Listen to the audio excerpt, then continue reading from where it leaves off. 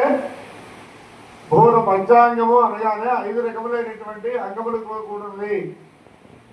తిథి, వారము, నక్షత్రము, యోగము, కరణము అని 5 అంగములతో ఉన్నది పంచాంగ దేవత.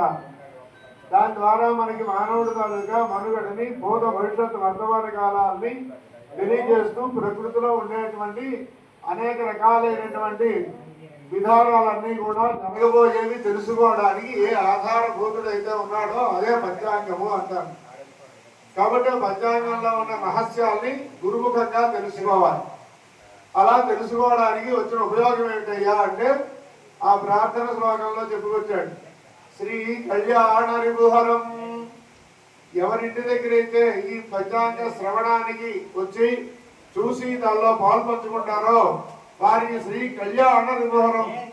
ఇంట్లో ఏవైనా ఆటంకాలుగా ఉన్నా, వివాహాలు కాకపోయినా, ఆ ఇంట్లో వివాహం కావాల్సిన పిల్లలు ఉన్నా వాళ్ళందరికీ కూడా ఈ ప్రభావం చేత శీఘ్రం వివాహాలు అవుతాయి, శుభలు జరుగుతాయి. కళ్యాణ శ్రీపుహరం దుస్వప్న దోషాపహం. మనకి స్వప్నాలు వస్తాయి అంటే కళలు, దానిలో మంచి కళలు ఉంటాయి, చెడు కళలు ఉంటాయి. జరగబోయేది చెప్పడానికి కూడా ఆయా స్వప్నాల వల్ల జరిగిన పరిస్థితిని చెప్పబడతాయి. కాబట్టి దాని దోషాపహం గంగా స్నాన ఫలప్రదం శుభకరం గోదాన దృశ్యాడనం. అలాగే పంచాంగ శ్రవణంలో ఆచరణం వల్ల దానివల్ల ఏమండి, గంగా గోదావరి మొదలగు నదులకు వెళ్ళి అక్కడ స్నానం చేసి అక్కడ గోదానం మొదలగు దానములు చేస్తే ఏ ఫలితం అయితే పొందుతారో ఆ ఫలితాన్ని పొందుతారట.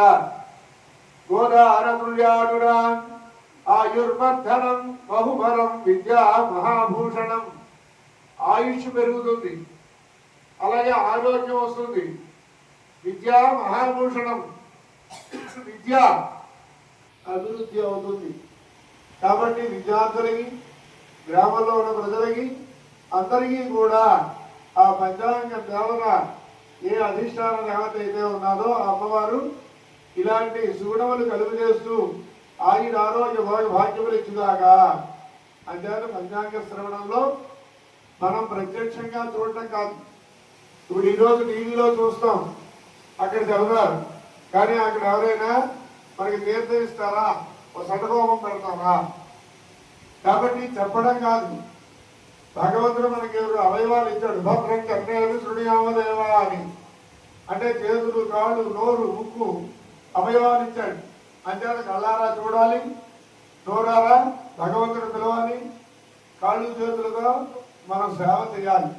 అంతేత పంచాంగ శ్రవణం అనేటువంటిది ఆనవాయితీగా ఎందుకు పెట్టారంటే రాబోయే సంవత్సరంలో జరిగిన మంచి చెడులు తెలుసుకోవడానికి, తద్వారా మనం ఎలా మెలగాలో ఎలా ఉండాలో చెప్పడానికి ఈ పంచాంగ శ్రవణం అనేటువంటిది ఉపకరిస్తుంది అని పెద్దవాడు ఆనాడు నుంచి పెట్టడం జరిగింది.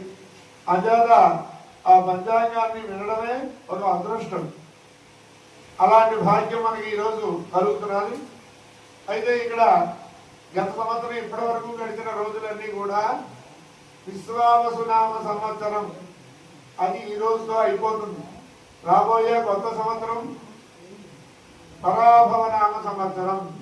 కొత్త సంవత్సరం యొక్క పేరు పరాభవ. అయితే చాలా మంది దీనికి మళ్ళీ పంచాంగంలో చెప్పుకోవడం కాదండి, బ్రహ్మగారు అయిపోయింది, కలియుగం అర్థమైపోతున్నది, కాబట్టి కలియుగంలో బోల్డెని ప్రళయాలు వచ్చేస్తున్నాయి, మరి వారు చెప్పారు, వీరు చెప్పారు, ఆరు చెప్పారు అని కలియుగం అంతం అయిపోతుంది అని కూడా అనుకుంటారు. కానీ దానికి చాలా పొరపాటు. ఎందుకంటే కలియుగంలో 4,32,000 సంవత్సరాలు కలియుగం తాలూగా ఆయుష్. దానికంటా ముందుది కృష్ణావతారం, త్రేతాయుగం, అది ద్వాపరయుగం అంటారు. ఆ ద్వాపరయుగంలో 8,32,000 సంవత్సరాలు. దానికంటా ముందుది త్రేతాయుగం అంటారు. రామావతారంలో ఉన్నది 12,96,000 సంవత్సరాలు, 96,000 సంవత్సరాలు. ఆ తర్వాత అంతకంటా హరిశ్చంద్రుడి కాలం అంటారు, హృదయం 17 లక్షల చిల్లర. మొత్తం ఈ 4 యుగాలు కలిపితే 43,20,000 సంవత్సరాల కాలం ఒక బ్రహ్మకాలం అంటారు. ఒక బ్రహ్మకాలం అంటారు. దాన్ని 17 కాలాలు తీస్తే ఒక మన్వంతరం అవుతుంది. అలాంటి 14 మన్వంతరాలు అయితే బ్రహ్మకి ఒక పగలు. అలాంటిది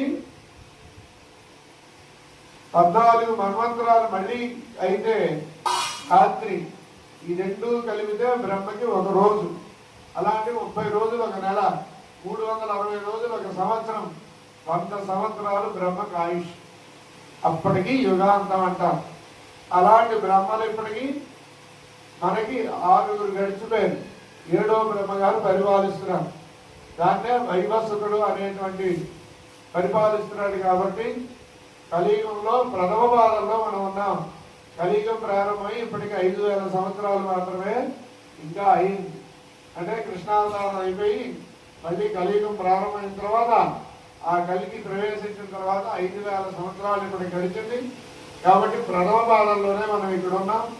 అంచేత అలాంటి ఆయుష్లో ఇక్కడ మానవుడి తాలూకా ఆయుష్ అనగా ఎంత, మానవుడి తాలూకా మనుగడ ఎంత అంట. కాబట్టి మనం కలిధర్మం ప్రకారంగా అనేక రకాలైన ఈతిబాధలు ఉన్నాం. వాటి నుంచి కాపాడడానికి పంచాంగం ఉపకరిస్తుంది. కాబట్టి పంచాంగ శ్రవణంలో అంత గొప్పది ఉంది. కాబట్టి ఈ సంవత్సరం పరాభవనామ సంవత్సరం. ఈ సంవత్సరంలో నవనాయకులు 9 మంది ఆధిపత్యాలు ఉంటారు. వాటిల్లో 7 శుభులు, 2 పాపులు. అలాగే ఉపనాయకులు మళ్ళీ పరిపాలించేటువంటి వాళ్ళు 21 మంది ఉంటారు. దాంట్లో 14 మంది శుభులు, 7 పాపులు. మొత్తం మీద శుభాధిపత్యం ఎక్కువగా ఉంటుంది. అలాగే రాజు గురుడు, మంత్రి కుజుడు, సస్యాధిపతి, నీరసాధిపతి, అర్ఘ్యాధిపతులు కూడా చంద్రుడికి వచ్చాయి. కాబట్టి ఈ ప్రకారంగా శుభాధిపత్యం ఎక్కువగా ఉంది. కాబట్టి గత సంవత్సరం కంటే ఈ సంవత్సరం మెరుగ్గా ఉంటుంది అని చెప్పొచ్చు. అలాగే ఈ సంవత్సరం కాలసర్ప దోషం అనేటువంటిది ఒకటి ఉంది. కాలసర్ప దోషం అంటే అంతకు ముందు మన కరోనా టైంలో అదే కాలసర్ప దోషం వల్ల 1 సంవత్సర కాలం ఇబ్బంది పడ్డాం. అలాగే ఇప్పుడు కూడా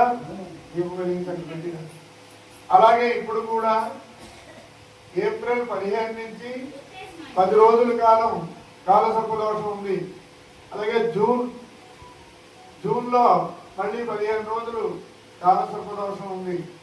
ఈ కాలసర్ప దోషం వల్ల కొంతవరకు భయం, ఆందోళన, దొంగ భయాలు, అగ్ని భయాలు, విప్లవాలు, హత్యలు ఇలాంటివి కొన్ని